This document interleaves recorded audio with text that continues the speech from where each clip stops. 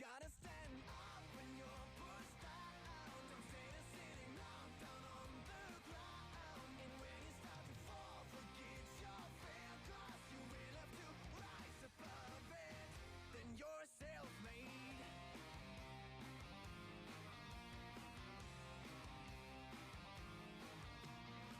And when you made it, don't hide the speechless.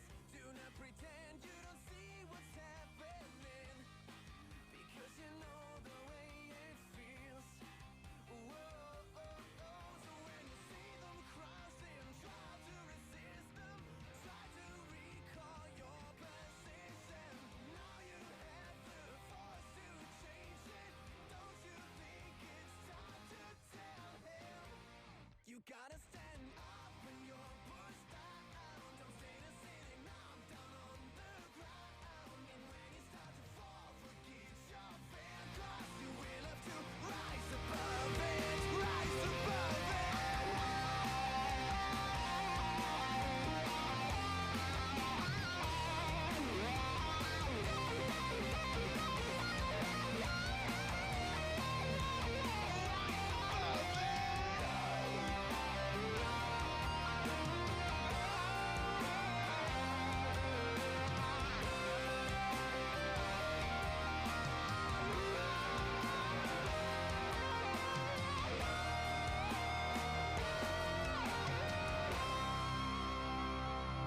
You gotta stand up when you're pushed down. Don't stay there sitting down on the ground. And when you start to fall, forget your fear, 'cause you will have to rise above it. You gotta stand up when you're pushed down. Don't stay there sitting down on the ground. And when you start to fall, forget your fear, 'cause you will have to rise above it. You gotta stand up when you're pushed down. Don't stay there sitting down on the ground. And when you start to fall, forget your fear, 'cause you will have to rise above it. Then you're self-made. No, Derek's just cracking wise. That's for you, Bobby right. Jackson. Hello, everybody. Welcome to the Crow's Nest. It's Tuesday, April something. It's 5 p.m. Central Time, and today, along with my very esteemed co-host Jason Wiebe, we have the delightful tones of Brice Cocanour with us. Hey, Brice, how are you doing? Glad you could. I'm doing great. Glad you could join us from your nice little cubicle office in the corner. And your dress shirt, you are the best dressed guest we've ever had on the show. Well, it's better to be run over by the bus in nice clothes. Right. And That's true. usually we have to insist that the guests put their shirts on, but you have a nice button-up shirt. You don't have a tie. Did you wear a tie to work and you took it off for this, or no tie? I did not, but I could go find one. All right, no need. Hey, Jason, how are you doing? Good. How are you? I'm doing well. We're gonna get into the Brice thing, but there's a big movie that was released over the weekend. Did you guys catch the Godzilla versus King Kong by chance? I've not seen it yet. I mean, I need Okay. to, but it was Easter weekend No. and we had a house full. I watched it on HBO Max, actually. I did too.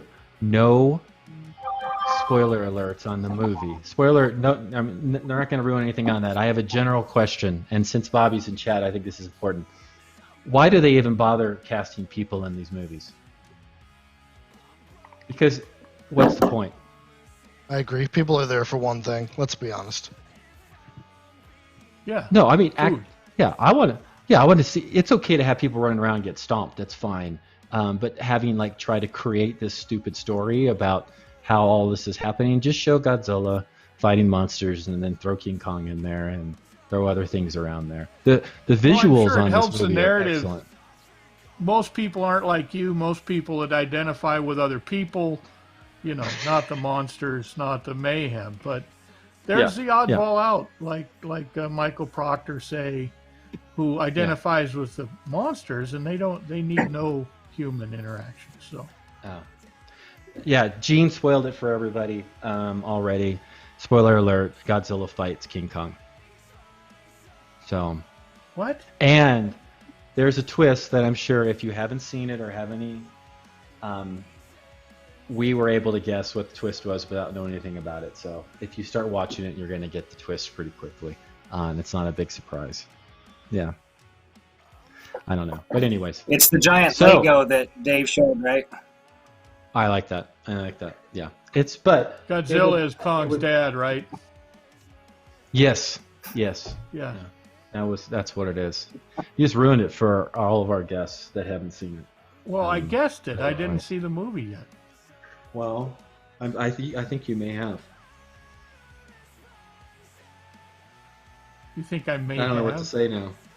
Yeah. Well, I'm sorry. I don't know what to say now. Let's talk to Brice, because Bryce right. is really the reason we're all here today. Yeah. Well, Bryce, tell us. I mean, so this is your first time on the show, and so we like to normally do origin stories, of course, when we have our guests on for the first time. And it's always neat to hear, what got you, why are you in this hobby? What got you here? When did you start? What got you interested in? How about what got you interested in painting little toys? It started off with some friends that were playing D&D, and we'd gone to this guy in Carson City, and he was painting miniatures, and I thought those were super cool because at that point in the games we weren't really playing with miniatures, and he actually painted some miniatures. I thought those were super cool, and he even offered to finish painting one and sent me one, and he sent me a kobold, which I thought was super cool. And then we moved on to Games Workshop, and then we started with Fantasy Battle, and then Rogue Trader, and my friends started getting the magazines from Games Workshop, and they had painting competitions in them, which we thought was super cool. And so we decided at some point we would paint and try our painting skills and go to Golden Demon competitions. And I painted a mini for that, and I thought it was fantastic. And I took it there, and I entered it into the Golden Demon, and I didn't even make first cut. And I was just devastated because it was like, man, I worked so hard on this and didn't even make first cut. And, I was picturing I was going to get a trophy or something like that. And it was actually... Was this a Games Day? Was this like Games Day LA? Yeah, it was a Games Day. Yeah, I had no clue. No, I was in Chicago. Okay. And at that point, I didn't paint for a year after that because I was so disappointed. And I had devastated. I just had to finally get over myself and learn how to paint. And so that sort of started my process to figure out. And so now I always look at, okay, I'm not perfect and I can always get better, and how can I continually improve? And that's sort of, and I'm able to step back and, and fix things now. So it's made a lot of difference. Well, being as you have a full-time gig, it's obvious by your dress shirt and your office. This is your hobby, right? And how many hours do you think you have a week to spend towards painting miniatures? Most week, none. Most weeks done, and but I do try to put some time aside occasionally on the weekends sometimes, and so it'll be a few hours on the weekends. And then when it comes to competition time, I'll just go to the competition and generally not be done and stay up all night and paint in the bathroom with Lovejoy. Must get crowded in there. It Y'all does, both man. go in the back. Go ahead. Oh, go ahead. That's a good question. No, you guys share a room especially it comes to ReaperCon, and I know in those hotels, those bathrooms are pretty small. So you just trade off, and one's in the tub and one's on the toilet seat, or how's that working out? That's right. Yeah, we're going to do a whole video. We've gotten about 20 people in the bathroom before, so. Who's in the rest of the room? Now, typically, we have painted in. I have had times where I've painted in bathrooms because you didn't want to disturb the other people in the room. Sure. In the Holiday Inn, they've actually got a separate room, so I always bring a light with me, and so I can park myself at the table there and paint all night. So, but we've joked that we want to do a video sometime of 80 people in a room, just keep coming out. Everybody getting their entries ready for the MSP. That'd be good. That's funny. Maybe not this year, but in a future year, that'd be great. Oh yeah. We do the clown cars. I wanna wait on that where they video. go in from the other door and just keep coming out. That'd be perfect.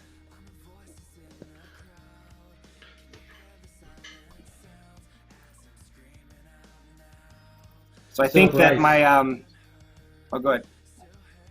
No, so speaking of ReaperCon, we were talking a little bit before the show, and you have every intention of making it to this year's ReaperCon. I think they're still working out all the details. I heard from a birdie. Justin, can I share the information we were talking about earlier? The one for Friday? Yeah.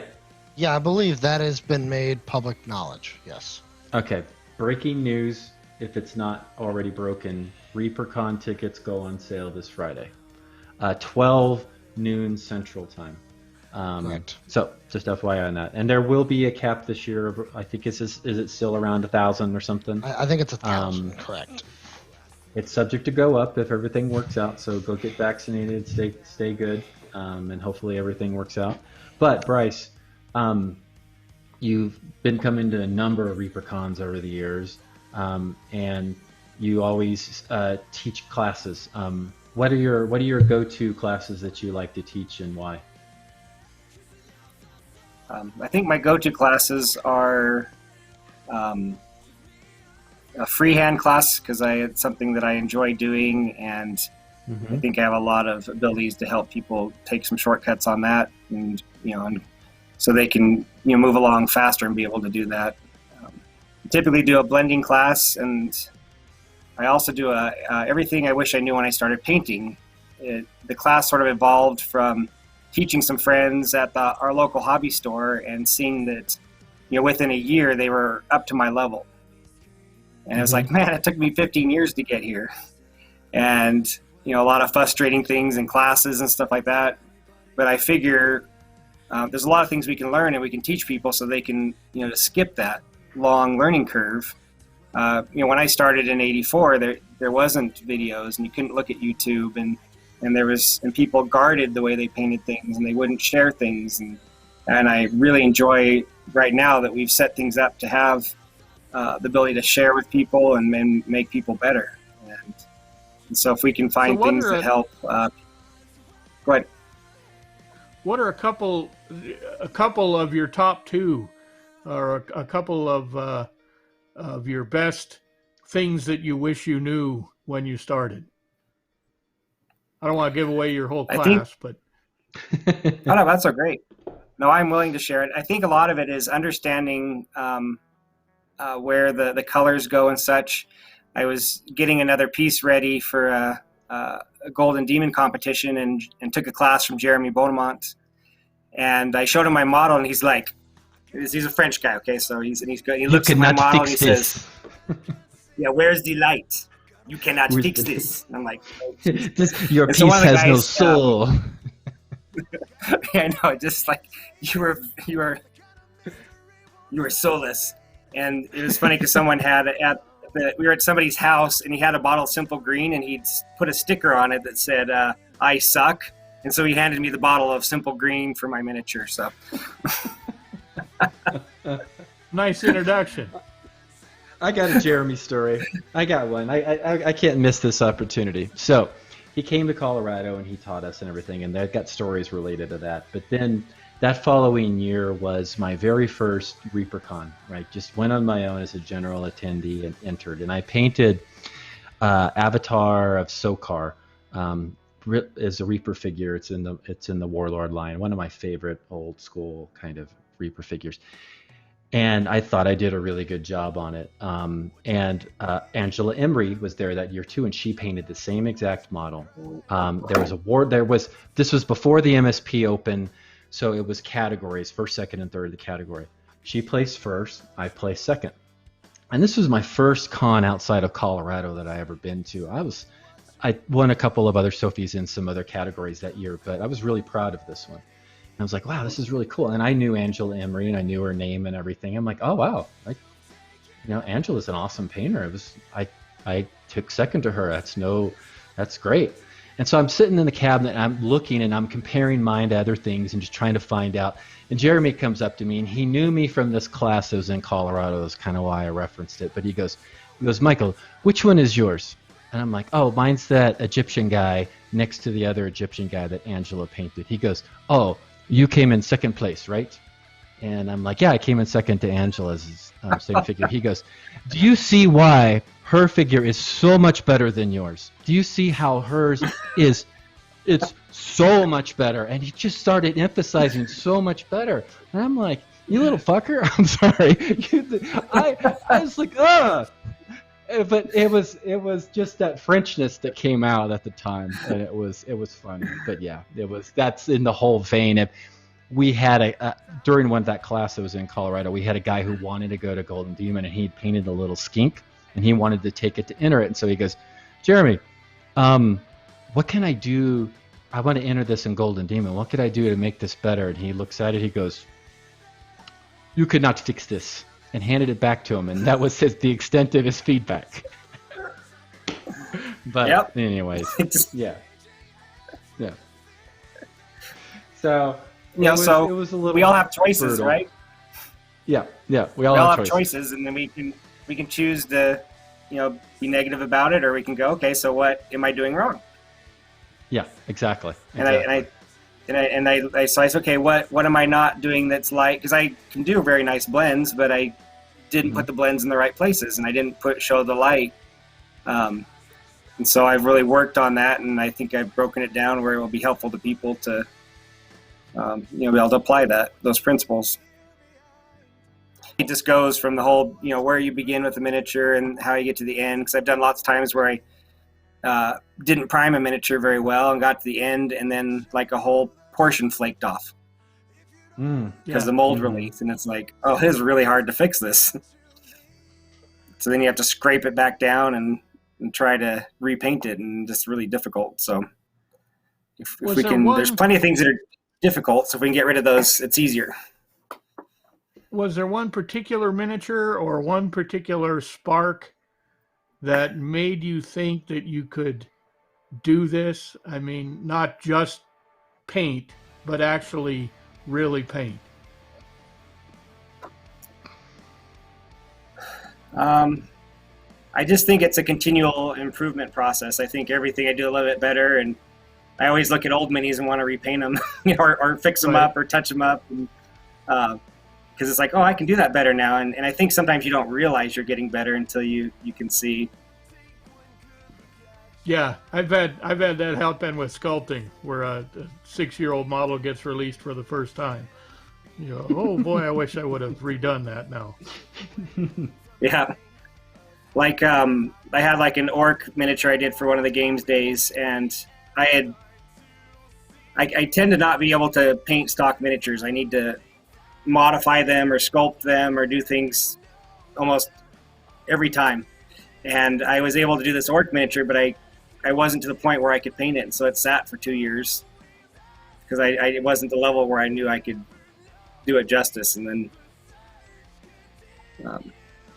do you have a lot of minis that you've Do you have a lot of minis that you've bought that you were like, oh, I really love this, but I don't think I'm ready to paint that yet? And are they still sitting there waiting for you to get to that level, or just waiting for you to get back to them?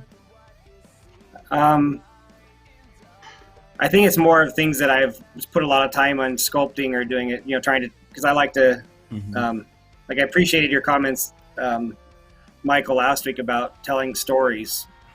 And with Derek telling stories with his things that just, I'm really big on, you can put a guy with some flock and something on a base, but I'd rather tell a story, or what do you know about this person by looking at it? And so, hey Justin, can you throw up the Brice Training Day 1 photo?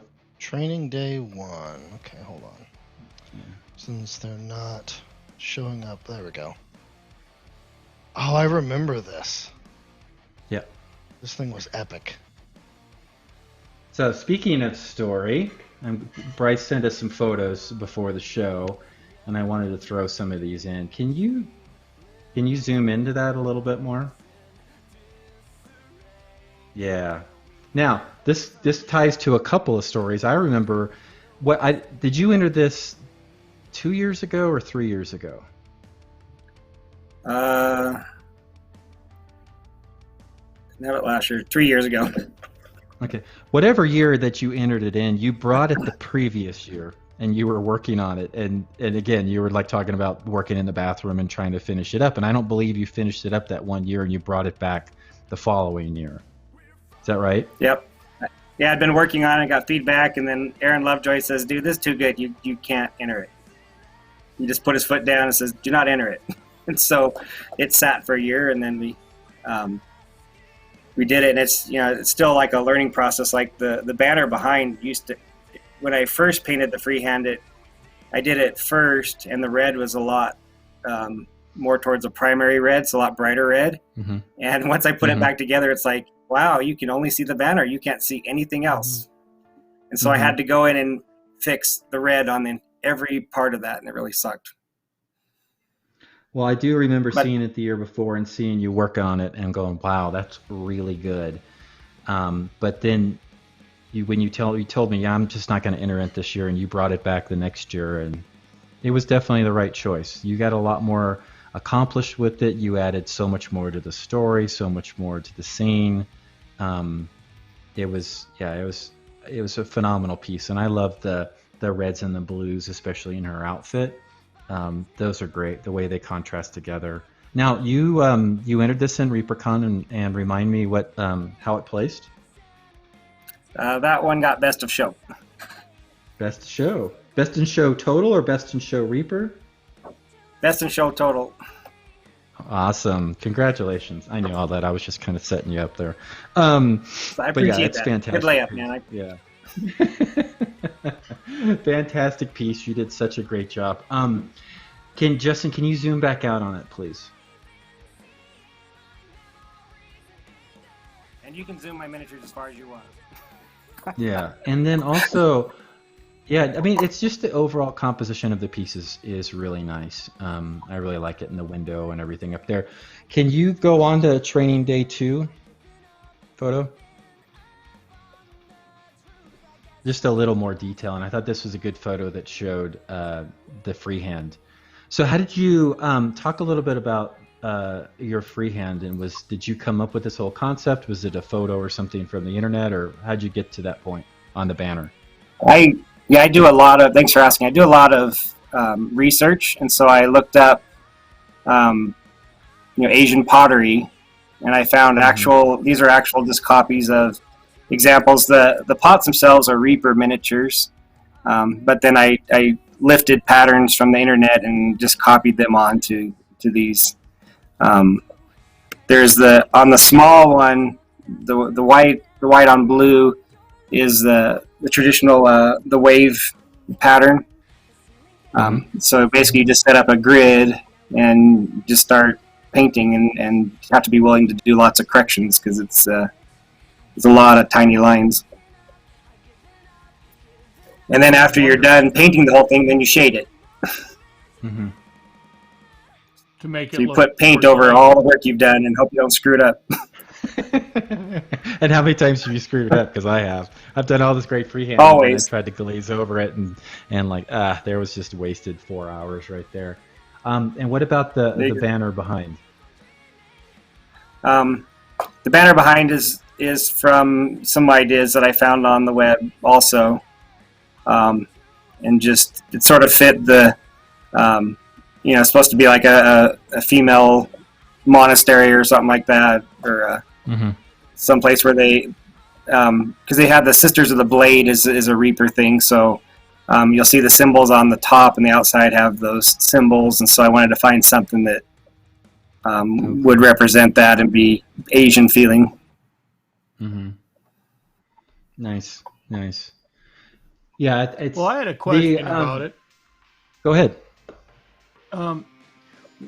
When you, I mean, this is a something we've talked about before, but I think this is a great example from top to bottom and side to side of a set design. And I was wondering about your process for determining what you add into a good set design and what you leave out. Oh, that's fantastic. I think something, I'm an engineer by trade and not a very good writer, even though I'd like to be. And it wasn't until I heard a podcast that someone was talking about, and he was talking about movie sets. And he says, if you see something on the movie set, there's a reason it's there. Mm-hmm. And if there's a gun above the fireplace, the gun is probably going to be used sometime in the play. And for writing wise, that was really helpful because it said, well, because sometimes I like to put too much information, but you need to only put information that's important. And so I think it's fun to put information that's important to the story. And so as in like set design, you would choose things that should be there. And so like the wooden swords are there because normally she would be practicing with the wooden swords because you really wouldn't want to cut up your equipment. But right. This day she's ready to prove everything, and so pulled her real swords out. And so having the wooden swords on the side are sort of telling that it's normally a training area. And then the pots would hold some of their things, and then I really like to have layers of discovery in all my miniatures. So there's always hidden things and things you can find, and that's I love Michael's miniatures because there's always hidden stuff. So I like his owl bear diorama that you did. Thanks. It was just fantastic. If you look around it, there's all sorts of fun things, in there, and so I like to be able to have the viewer look at the initial story and be able to tell what's going on. But then there's also, if you want to look further, you can find other things that bring interest. Well, I think design-wise, it's fantastic, but I think the detail on the ceiling and that transom window really, really just makes the piece. I mean, it really comes together for some reason. I think that you can feel the air flowing through it. It's just wonderful. Yeah, I like it. It's just, and I love this. Again, you mentioned it, the scratches on the post, like they've been training on the post, and then the shading from up high, and then the saturation down low to the bottom of the post. Again, I'm pointing at the screen like anybody can see what I'm doing, but it's just fantastic. Justin, I think there was a third picture. So this was cool because you talked about all the little special interests and everything. This is the backside of the miniature, and a lot of people just do the backside and kind of forget about it. I love the stuff on the roof in particular. I like the freehand on the doors, but what's the stuff on the bottom of the left hand of the roof? So left hand of the roof, there is normal accumulated branches, and there's actually a bird's nest on the lower left, and in the bird's nest there are eggs. So if you look carefully, you see that, and then the symbol is one of the Reaper. Yeah, go ahead. Sorry, I was interrupting. Oh, go ahead. And it's the symbol is just an Easter egg. Yeah, literally, you have an Easter egg on the back, but it's not an Easter egg. Yep. It's an egg. Yeah. All right. Cool. Yep. I'll stop talking over you now. And then leaves. No, that's great.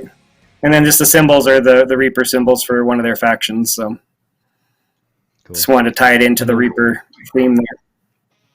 The weathering and the water staining on the roof really help a lot as well. Yeah, it's awesome. It's awesome. Well, cool. And then if you look on the other side of the miniature, she has a bowl of ramen noodles and an egg, and her chopsticks are nicely set on top of it, like she's too busy to eat, but will eat at some point. Oh, nice. Justin, can you go back to the first one, just so we can see that scene real quick? It's behind the dummy that's been hit on the shelf there. So. Oh, okay. Yeah, I didn't send that photo, unfortunately. I'm sorry. But it's great. That's a fantastic piece. Again, congratulations on major Best in Show win. I think that's pretty awesome. Now, do you paint for competitions? Is that with your hobby and the time that you spend? When you paint, are you gearing up for a particular competition and that's where you're dedicating your time, or are you just painting? Do you have time to just paint for fun too? Not that painting competitions isn't fun.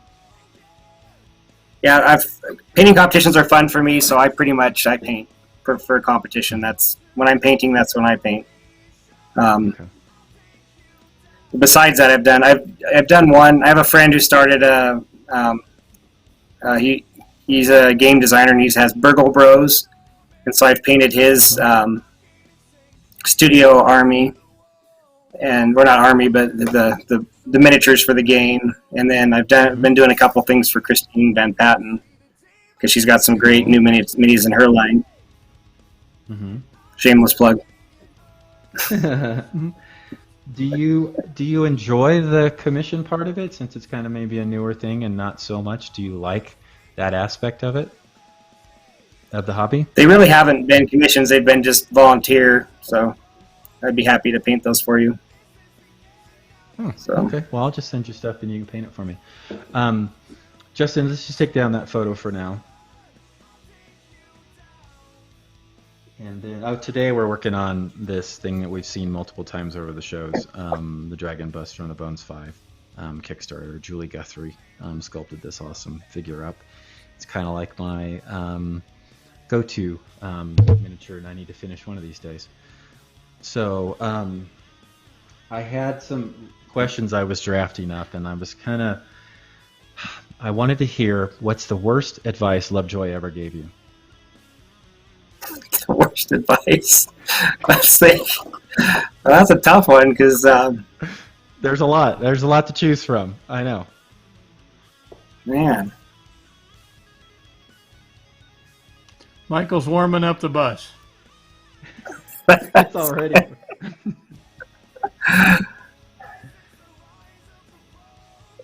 I don't know. I always go for. I go to Lovejoy for help, so I don't tend to think his bad advice. It's really hard because he's always been very positive and has really helped me through a lot of difficult things. It was a trick question. Because Aaron is just such a good dude and cares a lot and wants to help everybody out. And I've never seen him putting anybody else's success or anything in front of his own. So he does such a great job. But I just know you two are so close. Now, Brice and I have similar interests outside of miniature painting. Brice loves to mountain bike as well. He keeps inviting me to come ride the Flume Trail? Flume Trail. Yeah, Flume Trail. When's the last time you've been on that? Did you ride that last summer? I did it last summer. Yep. My son and I went, and it was great. How long is it? Totally off the miniature hobby, and only you and I are interested in this line of questioning. But it's probably about 10, 12 miles, and you've got a 5 or 6 mile uphill to start. Cool. Oh, to get there, and then another 12 miles on top. Which I know you would be able to ride up that hill, but I end up walking it. Well, So. Sure. I'm not in the best biking shape right now with all the snow that's been going on. But yeah, as soon as everything gets open and I can travel again for work and get my free ride out to Reno, we'll definitely plan that. We need to do that. Yeah, we'll rent a bike and we'll head up there, man. Yeah. So is this a mining flume then, Brice? Yeah, I think it was part of the mining type thing, and then so there's just a trail, but they just converted it into a biking route. And your Lake Tahoe is in sort of a bowl, so the top of the mountain's probably 11,000 something feet, and then the lake level somewhere around 6,000. So, and you're just at the top of the world. It is, and looking down on this beautiful lake, it is just wonderful. Yeah, I have some friends that live in Lake Tahoe, and well, not in the lake itself, but around the lake, I suppose. But it's a beautiful place. I mean, it had slipped my mind that you lived in Reno. I remember some great times in Reno. I mean, it's no Winnemucca, but it's great. You've been there too. Well, Winnemucca is where Idaho people go to gamble, right? Because it's the first thing that's over true. the border, pretty much. So we wind up going to Winnemucca. But yeah, that's beautiful country around there. I would imagine the bike riding is fantastic. Absolutely. So the question is, Michael, have you gotten a new helmet yet? I did. I had to get a new helmet after October. That helmet was definitely trashed. It saved me from, more mental brain damage. Further injury. So it was a good Saved thing. you Further injury. Yeah. But my shoulder's been a little, I may have to go to the orthopedic doctor because my shoulder still hasn't really healed up. I still pop it in and out every now and then. So it's once you screw those up, it's screwed up for life. So I wouldn't worry about orthopedics charge too much. Yeah, I don't want to have surgery if I don't have to. Yeah. Just rub some liniment on it.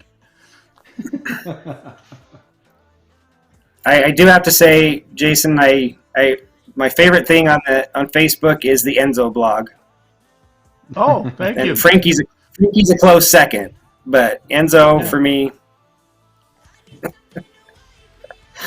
Well, I can have a bad day, and then Enzo's there to cheer me up. Man, it's fantastic. Well, they cheer me up all the time. I mean, they're great dogs to have, and we had a pug a long time ago named Tiger Lily, and it's just continued on. We like the breed, and they're very personable.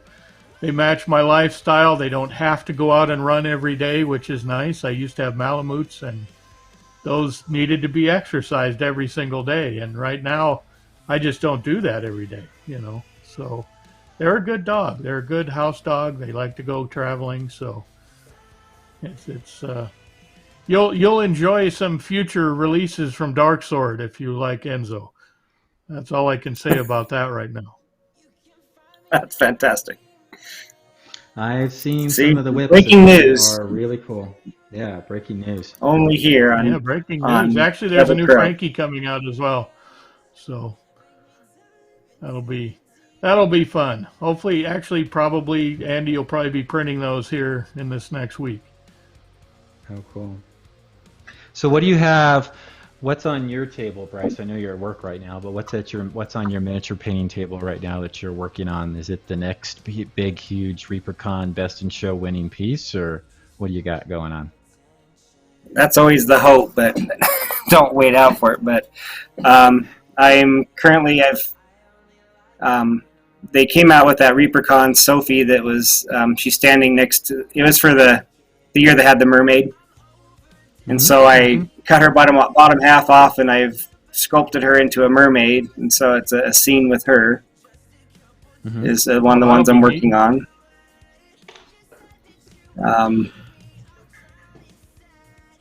You mentioned you like to convert almost all your miniatures, which I think is fantastic. Do you mostly use green putty, or do you use epoxy sculpt or magic sculpt? What's your favorite conversion material? My favorite is I use a lot of green stuff for more organic things, and then when I want less organic, I will use milliput, but sometimes I find it to be too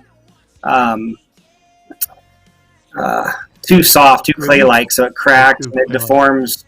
And so I like to mix 50-50 green stuff with the milliput, and then I really like the feel of that a lot better. Right. And then I will use the Sculpty also, but it's really soft until it starts setting up.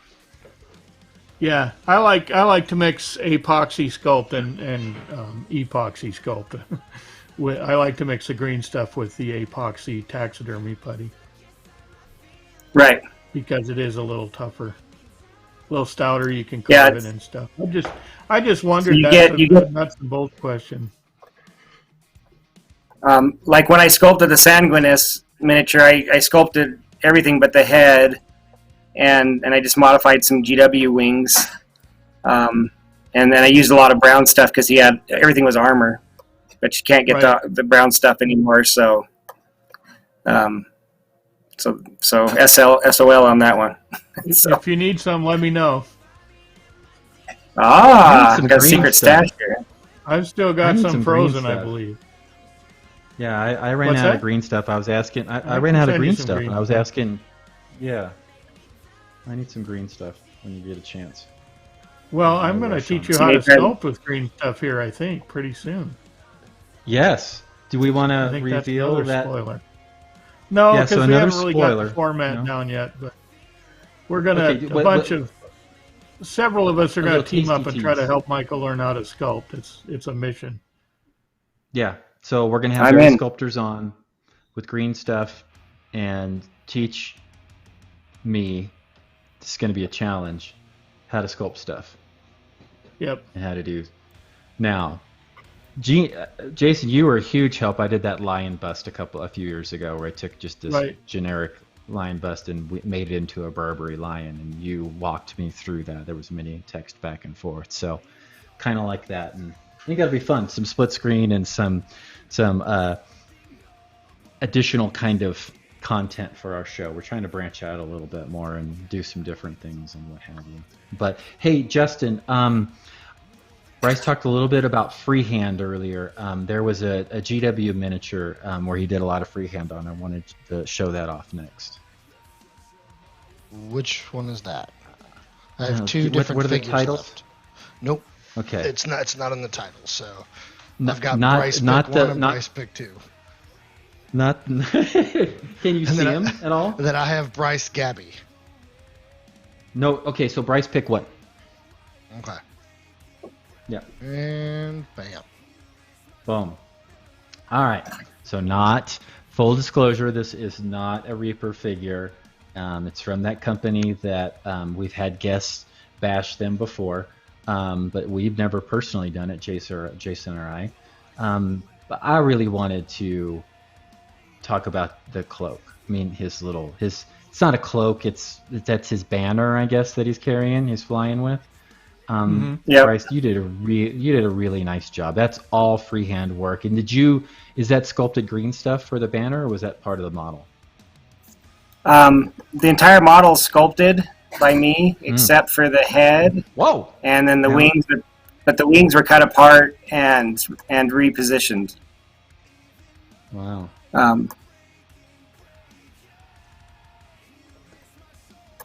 But Yeah, then that's a the lot banner of work. itself was, yeah. No, great job with the banner. I really liked it. I really thought you did a fantastic job with it. I mean, with the miniature, I didn't even know that you had hand sculpted the entire miniature. We could have put that. Probably should have talked a little bit before, but it's great. That freehand is it's nice, and I like the banner, the way it's folded up on the end toward closest to his foot. The movement in that I think is really nice. It's just really well done. Is it off of Especially any as a kind of- device to hold the rest of the miniature up off the ground. Yeah, I mean, that Yep. whole That's a good thing point. works very well. yeah. No, that is really. I always good like to observation from a sort of- sculptor. Part of telling the story is to create movement or something in the story. Like on the games day, nothing was sculpted on the girl except I positioned her arms differently, and then I cut her hair off and gave her a braid so that I could use the braid to show motion of the miniature moving. So That's cool. Yeah, that's awesome. wonderful. Yep. And how long ago did you do this piece? it's pretty old. So I look at it now and I'd like to repaint the metal because now I know how to paint non-metallic better. So, but Now, it's I've just got pretty. a question on looking at that banner, and this is another process question. I assume you sculpt the banner and then you paint some kind of ground on it, but there's not a lot of room to do sketches on there. So that is true freehand? I mean, you just come in with a paintbrush? Yep, it's all just freehand with a paintbrush. Yep. That's tremendous work. So I had to design a little bit of area to have some free space to be able to paint, but still have some folds and show some movement. And there's probably like the banner I worked on quite a while. I had to, every time I had extra putty, I would just put a little bit on it and then lots of sanding.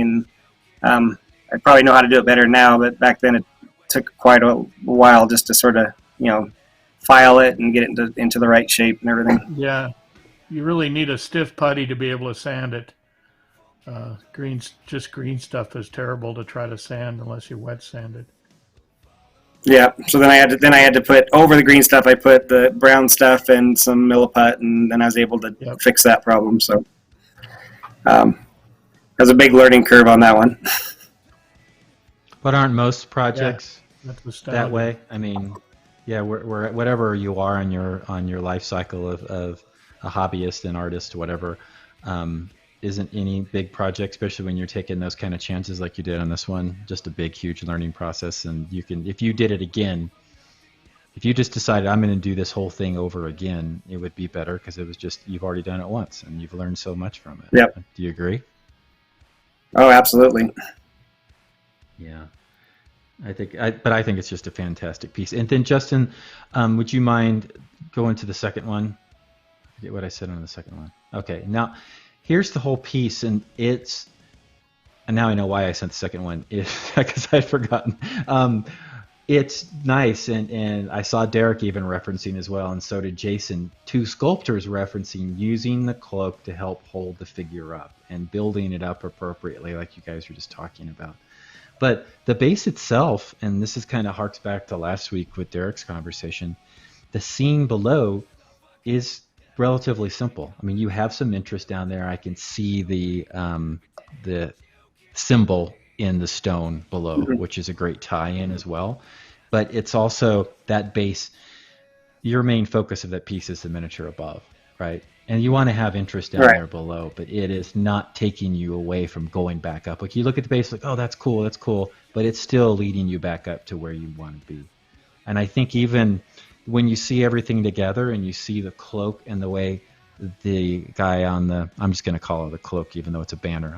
I'll call it a banner now. The banner, the way he's kind of pointing and putting his hands on the angel does still lead your eye back to the main character. Maybe that's reading too much into it, but that's what I get out of it as well. It's really well done. It's a really strong piece. I like it. No, I'm glad you noticed that. I always do try to have everything sort of pointing back to the miniature. Mm-hmm. So you wander down, but then things bring you back up. So like on the training day, there was a mallet, and the mallet's pointing towards her. So you get a little bit of the story that she had to fix her little post there, but then the mallet's on the ground and it's pointing towards her. And so I always try to, the sword's the only thing that takes you sort of off, but there was no way to get around that. Right. Well, I was going to say that is kind of a logical out point, though. I mean, that's your eye travels around and comes out that sword. I don't think there's anything wrong with that at all. I mean, you have to escape from a vision sometimes, and that's a good place to do it. Right. I liked what you said. I do think about it a lot. And go ahead. Yeah.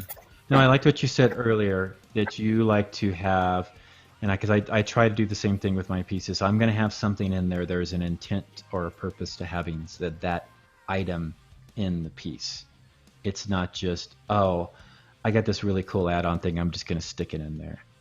There needs to be some kind of connection. If you're going to have an Easter egg, you're going to have a little tidbit, you're going to have a banner. What's the intent of adding that, and how does it unify and tie into it? Needs to be contributory to the whole piece. It's such a small area. You don't want to waste time or effort on a bunch of just bric-a-brac. It all should be part of the story, I would think. Someone in chat is asking, how thick is that banner? Because they realize it has to be pinned, and they're looking at, like I am, wondering how it's holding up. It's thick enough to have a big paper clip through it. So okay. So it is probably a little bit thicker in the centers. Yeah, it is pretty stout. So it's thicker in the centers, but then the edges come to a thinner point to give you the illusion that it is thinner than it is. So. Yeah, and it works even if it is thicker in places. And if you wanted to spin it around and dissect it, you could probably see those bigger sections. But again, the intent of the piece is to view it, especially in this angle. This was the picture. This was the photo that you took. I'm assuming this is the money shot image, the way your main focus. Because when we judge, and you're a judge at Reaper MSP as well, I like to encourage folks when they're judging, and when I do this myself, is to look at the piece and try to determine the intent of the artist and how they set up the scene. Do you know what I mean? Can you as an artist have somebody walk up, whether it be just someone looking at it or a judge, and go, yep, this is what they wanted me to see. This is the intent. This is the focus. And I'm going to spin it around now. I'm going to look at the rest, but this is what they really wanted me to see. And I know that you've already said that a bunch of. That's kind of when you're composing your pieces, what you think about. I think that's really cool. Well, and your eye only takes in one plane at a time, so that's helpful. I mean, again, as sculptors, we do that. We cheat a little bit around the corners by knowing, for instance, that a hand wrapped around a weapon, the fingers are probably longer than they should be, but you only ever see it from one side at a time. So that's also a good part of that storytelling. That's cool. And then, Justin, throw up Gabby. So this is more of a work in progress for you, or I wanted to include this because this was still something that you're working on, and I wanted to get. You didn't give me any history on her at all. I just wanted to see what your thoughts were in the process. Was this part of your blending classes, or? Just Christine Van Patten wanted a studio model, so I just started painting her. And she is really small. She's a gnome. So if I put a penny next to her, the penny goes to the bottom of her nose. So she is really, and you put her next to a normal human or whatever, she is a gnome size. So she's really tiny. So this is just a work in progress. Just building the base and the story that goes with her. But it was just a lot of fun to work on this model. It's really well sculpted. Yeah. It's she's really come on, and I think her transition from traditional sculpting to digital sculpting has really helped her. And I'll add that to the rest of the sculptors with Reaper and the rest of the sculptors that are my friends. And I know I've noticed their proliferation. They're just, I don't know. Anyways, I hope I don't see that CVP is on this time. But yeah, it's a good shout out to her. Moonlight Minis. Check out Moonlight Minis on Facebook. She does sculpting for Reaper. She does sculpting for Dark Sword. There is a tribute miniature to my wife's dog, Oliver, that Christine sculpted up that I'm painting up right now. Jim would kill me probably if I showed it off. He likes to keep those things secret. Hasn't he showed it on Facebook? He has not. He has. Oh, I think that was just my pictures that I've sent you. But yeah, it's. We've got some questions on what this show is. I think we had some raiders. We did. The Crow's Nest. I meant to thank for that we had 40 people come in and raid. Wow, thank you very much. So this is the Crow's Nest. My name is Michael Proctor, and I'm a hobby painter. Do work with Reaper and Dark Sword and what have you. And then Jason Wiebe is a professional sculptor. Sculpts for a ton of companies, Reaper primarily, but Dark Sword and a number of other ones as well. And we do as best as we can a weekly show on Tuesdays where we bring on awesome artists and people in the industry. An example is Brice Cocanour right now. Justin, you can throw the picture off now. And just do a little hangout session where we talk about the hobby and talk about all kinds of fun stuff, like if we were a paint club and just hanging out. Can you hear me well enough? I'm hearing you. Yeah, yes. I can hear you fine. Yeah, Gene says that, he couldn't hear me. So, yeah, so check it out. I know I jumped away from Christine Van Patten Moonlight Mini. She's got her own little thing going on. She has STL supported files. She's got miniatures for sale as well. Check that out too. Brice, you said you had some questions. I do.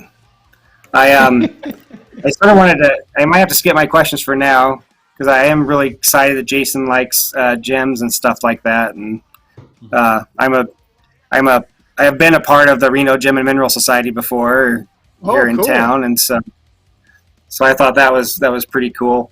One of the things I want to talk about was the MSP, because I wanted people to know somebody else's view of sort of what I've seen as having been a part of that, and I want everybody to understand how passionate Michael is about it and how well organized and what he does for the judges. As a judge, when I first went to one of the Reaper cons, I was able to, they needed an extra person to judge, and you can't judge the first year. You have to follow people, and you will go, there's a judging team of 3 people, and there'll typically be a 4th person. There would be a person who's in training. And you do judge everything. Yeah, it's sort of like a mentor. So they can mentor you so that you can do a better job in judging.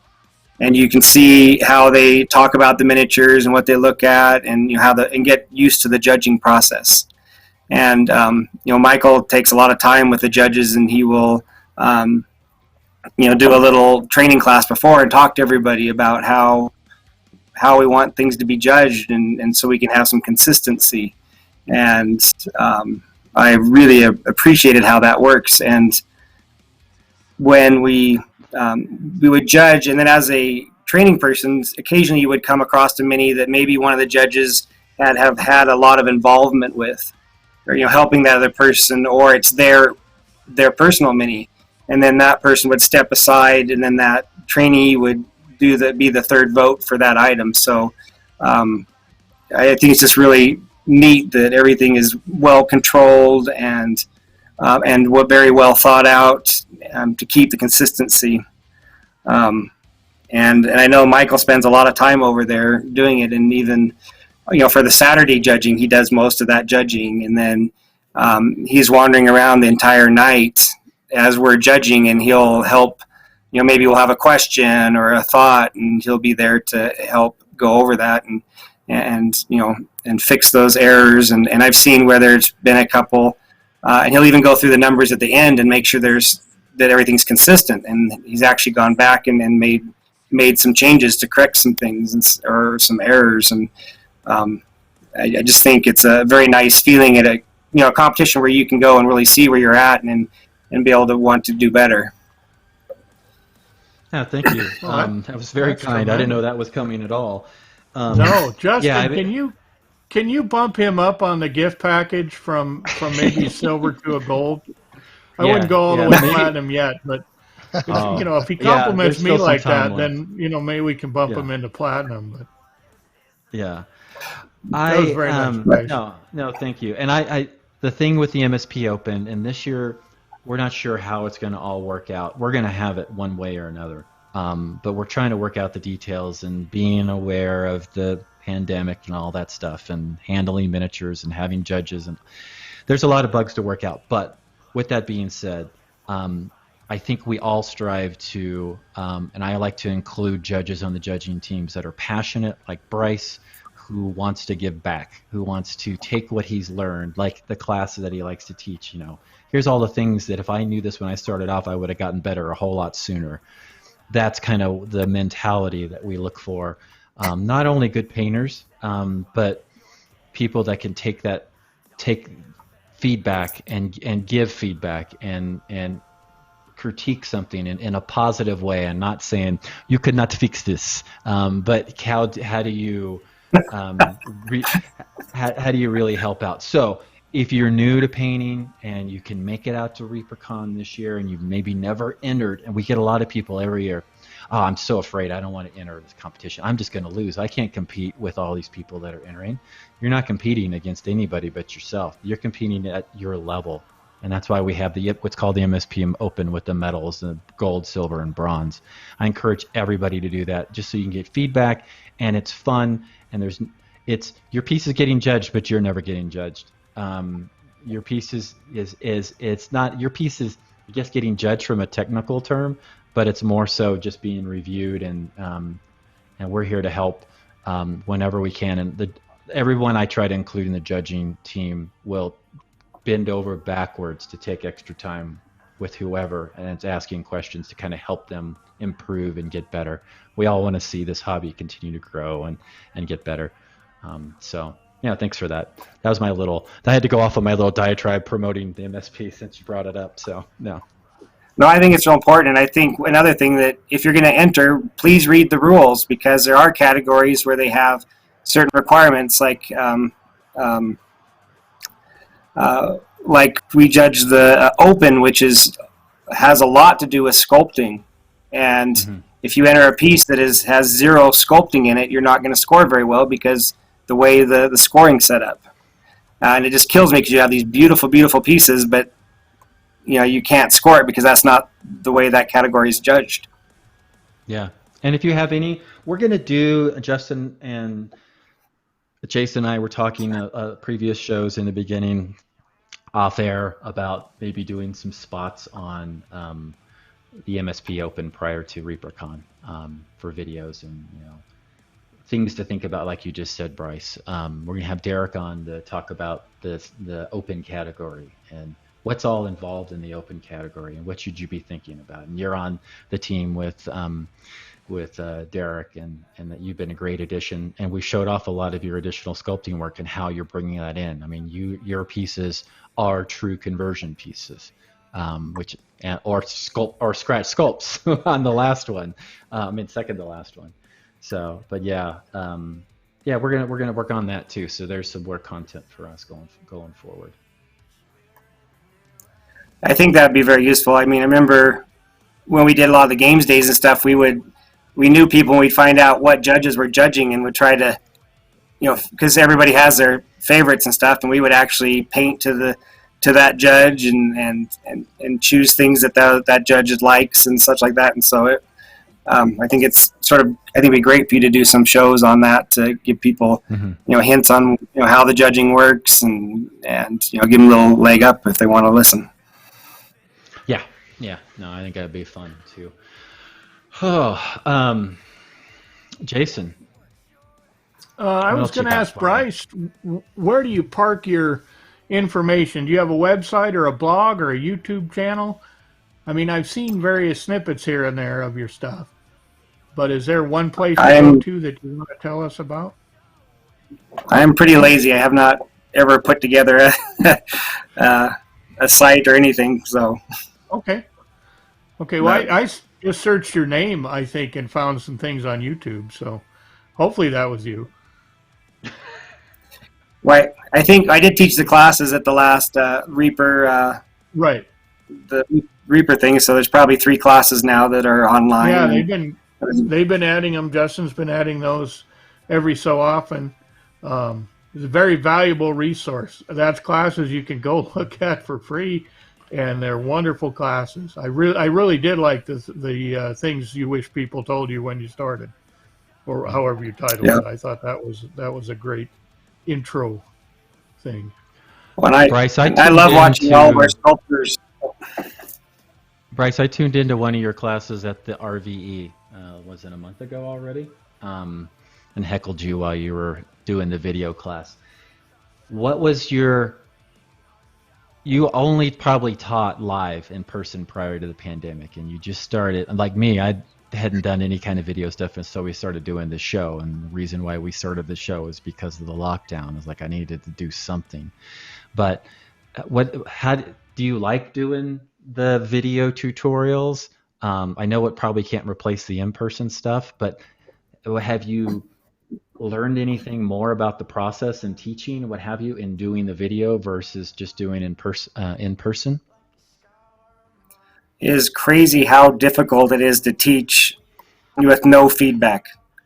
I mean, you look at all these people on Twitch and how they talk and how they do it, and it seems like, you just do it, and it is so hard. You have no feedback from the people. You don't know if they're laughing at your jokes. You don't know how they're doing because you can't see what they're doing. It's just very difficult. So I definitely prefer the in-person versions, but just trying to learn how to do that better.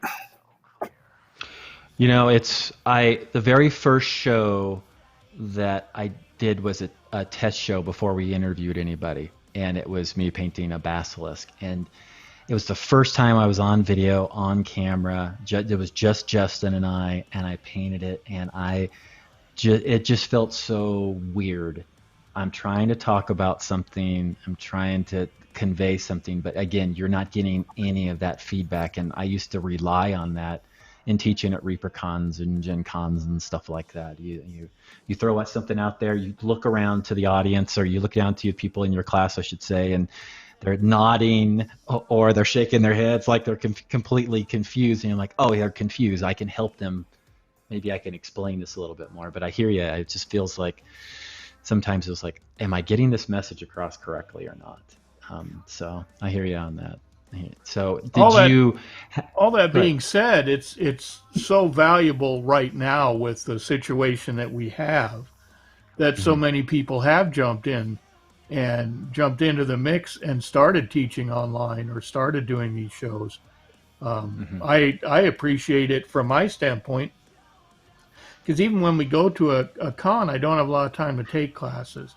So it's kind of nice to have recording classes and that sort of thing that I can go back and look at. So I think this has just enhanced our hobby. And as much as I like in-person classes, I think this is a very welcome addition for a lot of people. I've recorded all of the at the ReaperCon we did. I recorded all the sculptors classes so I could watch them again. So, because I mean, we have such a awesome set of sculptors, at Reaper, and you can just go watch them and learn how they do things. And some of my favorite things at ReaperCon is you'll be able to watch everybody work. So, Jason, what is your favorite types of miniatures to sculpt? So if you just, if they let you just choose what you're doing, like, I mean, the yokai to me seems like some of my favorite miniatures. I think that those are something that you enjoyed, but I'm not sure. Yeah, I really like those. I like anthropomorphic miniatures a lot. I like monstrous humanoids. I like monsters pretty much of all kinds. I tend to do way more fantasy than I do science fiction. I think my heart's more in fantasy. My reading background's more in fantasy. So I do enjoy doing that kind of stuff more. But there's very few things I've been asked to sculpt that I didn't find something to enjoy.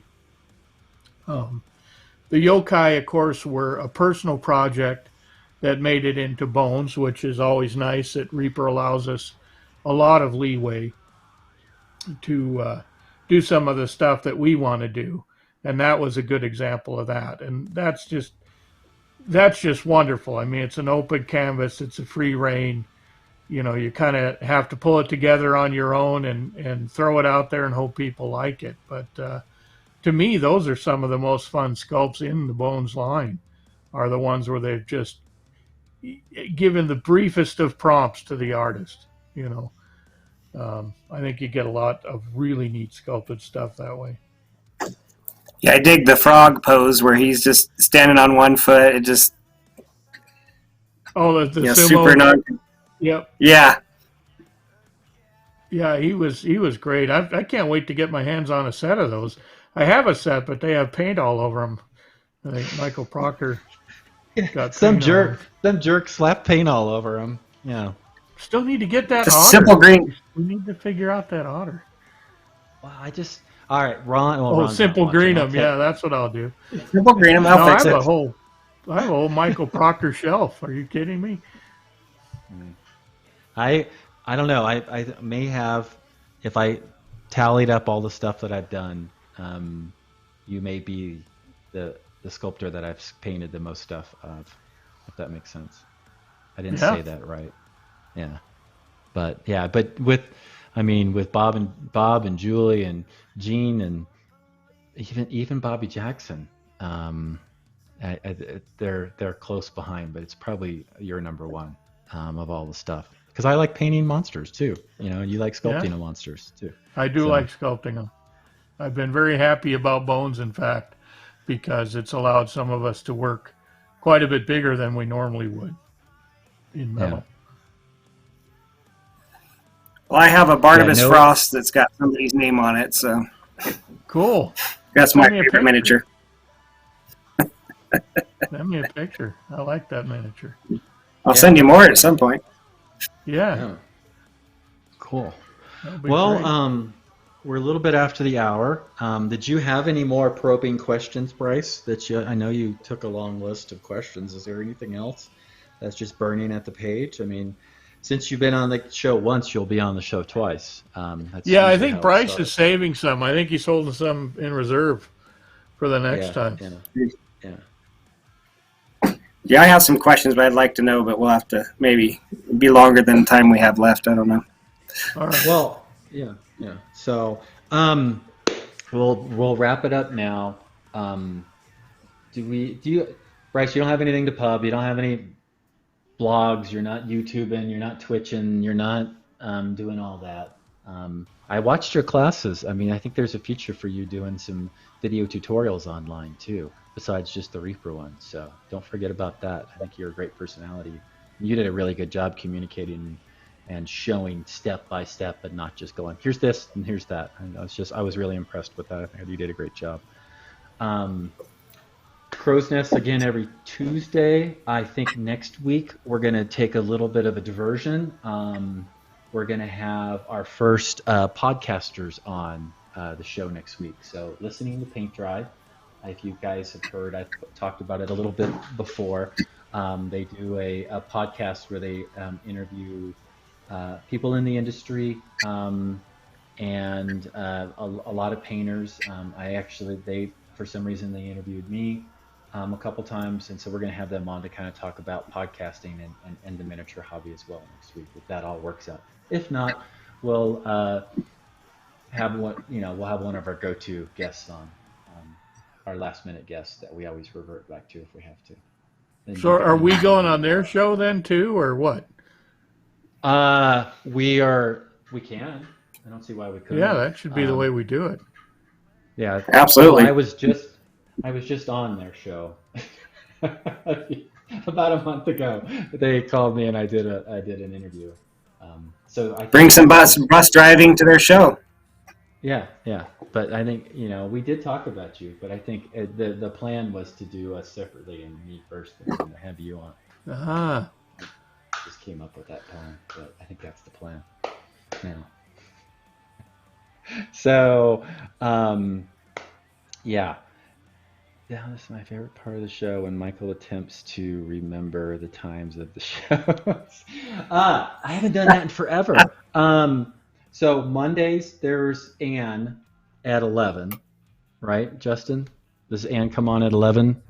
11:30 Central.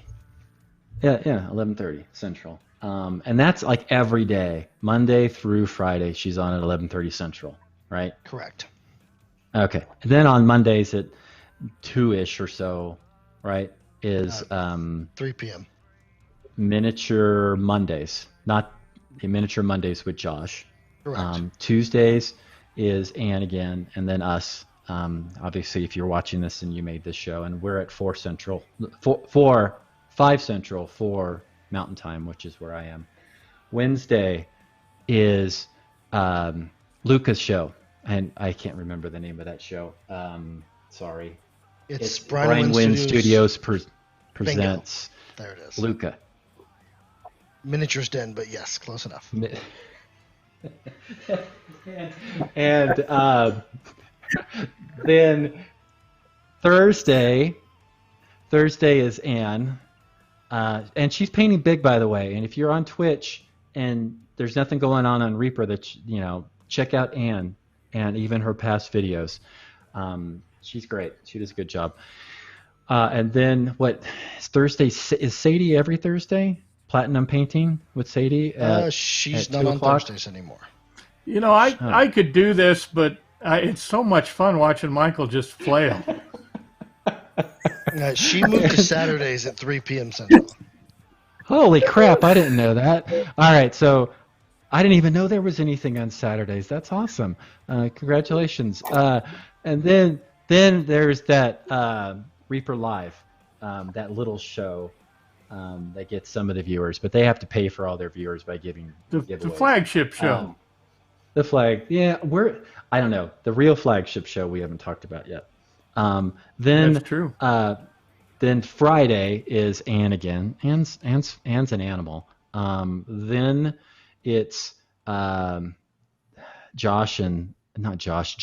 Reaper John, and Dave, Reaper Dave, brother Dave, not ordained, doing Reaper. What's Reaper? God, Ellie, I need to look. Man, it's a good thing you got that new helmet, isn't it, folks?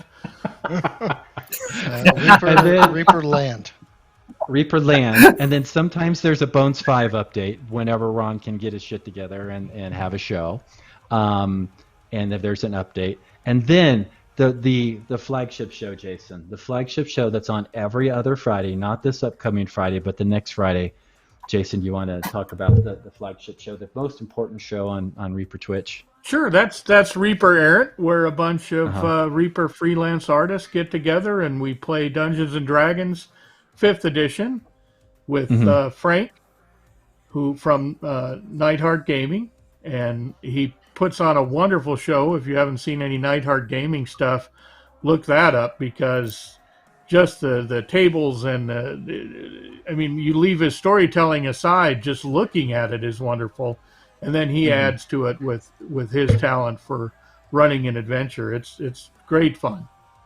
It's great fun. Yeah, and it's nice to see, Frank. some people let their hair down and, some people fall asleep.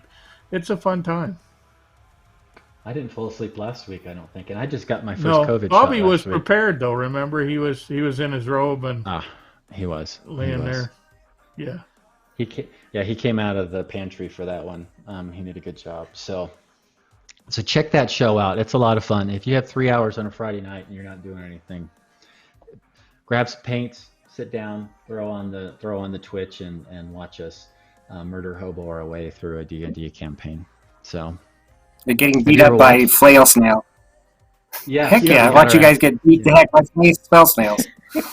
Yeah. The worst part of it is Run away, we run know away! what monsters are in store. We know what we've sculpted.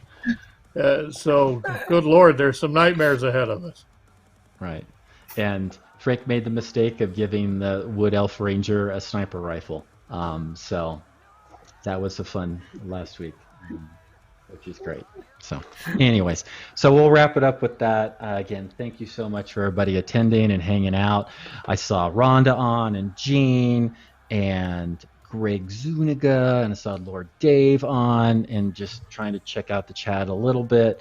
Neosho's on, of course, Derek. I don't know if I mentioned him or not, but we should always talk about Derek.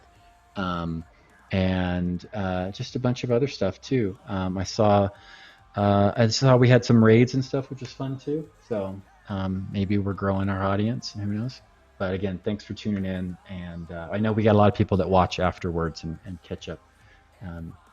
I try to do that with some of the shows too, that I like. But anyways, that's all I got. I got nothing more. Got any more? You got anything? Wait, who are we gonna raid? Let's raid. Who are we gonna raid? I plan on raiding CNOT. Cool. And are we gonna leave with some kick-ass free rock and roll music? Yes, I guess we can do that. Just mainly for Bobby.